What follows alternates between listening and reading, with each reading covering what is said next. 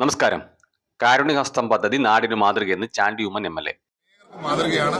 തീർച്ചയായിട്ടും ഒരു മാതൃകയിൽ നിന്നാണ് അനേകം മാതൃക വന്നിരിക്കുന്നത്. അപ്പൊ നിങ്ങളുടെ മാതൃകയിൽ നിന്നും അനേക മാതൃകകൾ വരട്ടെ എന്ന് ഞാൻ പ്രാർത്ഥിക്കുന്നു, ആശംസിക്കുന്നു. നിങ്ങളെല്ലാവരും ഇതിലും ശക്തമായി പ്രവർത്തിക്കാൻ സാധിക്കട്ടെ എന്ന് ഞാൻ ആശംസിക്കുന്നു. പിതാവിന്റെ മരണശേഷം നാടിന് ഗുണം ചെയ്യുന്ന നിരവധി സേവന പ്രവർത്തനങ്ങൾ പല ഭാഗത്തും നടക്കുന്നുണ്ട്. ഇത്തരത്തിലുള്ള പ്രവർത്തനങ്ങളുമായി മുന്നിട്ടിറങ്ങുന്നവർക്ക് കാരുണ്യഹസ്തം ഒരു മാതൃകയാണ്. ഇത് മറ്റുള്ളവർക്ക് പ്രചോദനമാകുമെന്നാണ് കരുതുന്നത് അദ്ദേഹം കൂട്ടിച്ചേർത്തു. യൂത്ത് കോൺഗ്രസ് കോതമംഗലം നിയോജക മണ്ഡലം കമ്മിറ്റി നേതൃത്വം നൽകുന്ന കാരുണ്യഹസ്തം ചാരിറ്റി സംഘടനയുടെ ലോഗോ പ്രകാശനം ചെയ്ത് സംസാരിക്കുകയായിരുന്നു അദ്ദേഹം.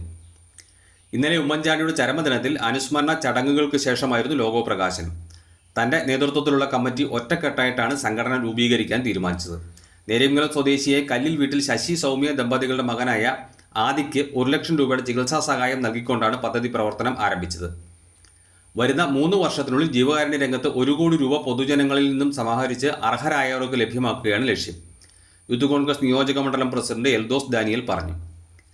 2 ലക്ഷത്തോളം രൂപ മുതൽ മുടക്കിൽ നിയോജക മണ്ഡലത്തിലെ 100 കുടുംബങ്ങൾക്ക് സൗജന്യമായി മരുന്നുകൾ നൽകുകയാണ് അടുത്ത ലക്ഷ്യമെന്ന് കാരുണ്യഹസ്തം മുഖ്യ രക്ഷാധികാരിയും യൂത്ത് കോൺഗ്രസ് സംസ്ഥാന സെക്രട്ടറിയുമായ റമീസ് KA പറഞ്ഞു. M4 മലയാളം, കോതമംഗലം.